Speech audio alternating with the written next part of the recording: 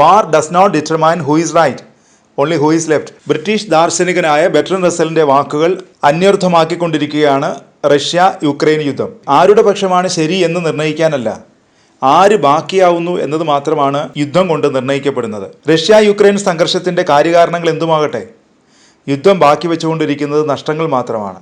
അത് ഇരുപക്ഷത്തിനുമാണ്. 2.5 വർഷമായി തുടരുന്ന റഷ്യ യുക്രൈൻ യുദ്ധം ഇതുവരെ യുക്രൈൻ മണ്ണിനെയായിരുന്നു ചൊപ്പിച്ചുകൊണ്ടിരുന്നതെങ്കിൽ ഈ മാസം തുടക്കത്തോടെ യുക്രൈൻ സൈന്യം റഷ്യൻ മണ്ണിൽ കടന്നുകയറി അധിനിവേശം തുടങ്ങിയതോടെ യുദ്ധം മറ്റൊരു തലത്തിലേക്കെത്തി. നേരത്തെ റഷ്യൻ നഗരങ്ങളെ ലക്ഷ്യമിട്ട് നിരവധി ഡ്രോൺ ആക്രമണങ്ങൾ യുക്രൈൻ നടത്തിയിരുന്നെങ്കിലും റഷ്യൻ മണ്ണിൽ കരയുദ്ധം നടത്തുന്നത് ആദ്യമായാണ്. ഓഗസ്റ്റ് 6-ന് റഷ്യയുടെ പശ്ചിമ മേഖലയിലെ കർസ്കിൽ കടന്നുകയറിയ യുക്രൈൻ സൈന്യം നിരവധി ഗ്രാമങ്ങളും പട്ടണവും ഉൾപ്പെടെ തങ്ങളുടെ അധീനതയിലാക്കിയിരുന്നു. ഓഗസ്റ്റ് 15-ന് 100 റഷ്യൻ സൈനികർ കീഴടങ്ങിയെന്നും യുക്രൈൻ പ്രസിഡന്റ് സെലൻസ്കി അവകാശപ്പെട്ടിരുന്നു. എന്നാൽ പ്രദേശത്ത് നിന്ന് ഗ്രാമീണരെ ഒഴിപ്പിച്ച ശേഷം റഷ്യൻ സൈന്യം തിരിച്ചടി ആരംഭിച്ചതോടെ സെലൻസ്കിയുടെ സ്വപ്നത്തിൽ വെള്ളിടി വെട്ടി. റഷ്യ പിടിമുറുക്കിയതോടെ യുക്രൈൻ സൈന്യം കൂട്ടത്തോടെ റഷ്യൻ സൈന്യത്തിന് മുന്നിൽ കീഴടങ്ങുകയാണ്. നിരവധി പേർ പലായനം ചെയ്തു കഴിഞ്ഞു. ഓഗസ്റ്റ് 17-ഓടെയാണ് യുക്രൈനികൾ ടെലഗ്രാം ചാനലിലൂടെ കീഴടങ്ങാൻ സന്നദ്ധത അറിയിച്ച് മുന്നോട്ട് വന്നത്. കർസ്ക് അധിനിവേശത്തിൽ മാത്രം യുക്രൈന് നഷ്ടമായത് 3000-ലേറെ സൈനികരെയാണെന്നാണ് റഷ്യ അവകാശപ്പെടുന്നത്. 41 ടാങ്കറുകളും നിരവധി സൈനിക വാഹനങ്ങളും റഷ്യ തകർത്തു. ചെറുത്തവയിൽ നിരവധി അമേരിക്കൻ, യൂറോപ്യൻ യൂണിയൻ ആയുധങ്ങളുമുണ്ട്. കീഴടങ്ങിയ യുക്രൈൻ സൈനികർ നിർണായകമായ ചില വെളിപ്പെടുത്തലുകൾ നടത്തിയിട്ടുണ്ട്. യുക്രൈൻ പട്ടാളക്കാരെ അവരുടെ കമാൻഡർമാർ ദിവസങ്ങളോളം ഭക്ഷണവും വെള്ളവും ഇല്ലാതെ യുദ്ധമുഖത്ത് ഉപേക്ഷിക്കുകയായിരുന്നുവെന്ന ഞെട്ടിപ്പിക്കുന്ന വെളിപ്പെടുത്തലാണ് പുറത്തു വരുന്നത്. റഷ്യൻ സൈന്യത്തിന് മുന്നിൽ ഞായറാഴ്ച കീഴടങ്ങിയ യുക്രൈൻ സൈനികരുടെ വെളിപ്പെടുത്തൽ വീഡിയോ റഷ്യ പുറത്തുവിടുകയായിരുന്നു. യുക്രൈൻ സൈനികനും മുൻ പോലീസ് ഉദ്യോഗസ്ഥനുമായ അലക്സാണ്ടർ മാക്കീവ്സ്കി സംസാരിക്കുന്ന 3 മിനിറ്റ് ദൈർഘ്യമുള്ള ക്ലിപ്പാണ് റഷ്യൻ പ്രതിരോധ മന്ത്രാലയം പുറത്തുവിട്ടിരിക്കുന്നത്.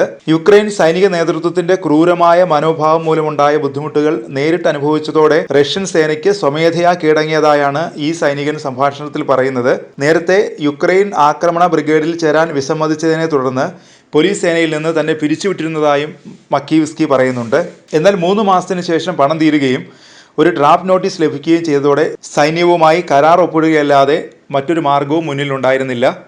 റഷ്യൻ സേനയുമായി നേരിട്ട് ഏറ്റുമുട്ടേണ്ടതില്ലാത്ത പ്രതിരോധത്തിൻ്റെ 2ാം നിരയിൽ ഡോൺബാസിലേക്ക് വിന്യസിക്കുമെന്നാണ് പറഞ്ഞ് വിശ്വസിപ്പിച്ചിരുന്നത്.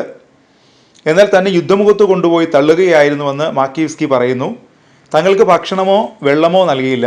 6-ാം ദിവസമായപ്പോഴേക്കും താൻ പട്ടിണി മൂലം മരിക്കുമെന്ന് ഭയപ്പെട്ടതായും സൈനികൻ വെളിപ്പെടുത്തി. യുദ്ധം മുറുകിയതോടെ രക്ഷയില്ലാതെ ഒരു യുക്രൈൻ ട്രൂപ്പ് പിൻവാങ്ങാൻ തീരുമാനിച്ചപ്പോൾ മേലധികാരികളിൽ നിന്നുള്ള റേഡിയോ സന്ദേശം നടുക്കുന്നതായിരുന്നു. നിങ്ങൾ പിൻവാങ്ങുകയാണെങ്കിൽ നിങ്ങൾക്ക് നേരെ റോക്കറ്റുകൾ വിക്ഷേപിക്കുമെന്നായിരുന്നു ആ സന്ദേശം.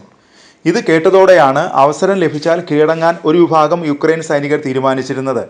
മക്കീവ്സ്കി ഉൾപ്പെടെ റഷ്യൻ സൈന്യത്തിന് മുന്നിൽ കീഴടങ്ങിയ യുക്രൈനിയൻ പട്ടാളക്കാരിൽ പലരും യുക്രൈൻ നേതൃത്വം തങ്ങളെ പീരങ്കിക്ക് തീറ്റയായാണ് കണക്കാക്കുന്നതെന്നാണ് തുറന്നടിച്ചിരിക്കുന്നത്. അടിസ്ഥാന ഉപകരണങ്ങൾ നൽകുന്നതിൽ നേതൃത്വം പരാജയപ്പെട്ടുവെന്നും അവർ ആരോപിച്ചിട്ടുണ്ട്.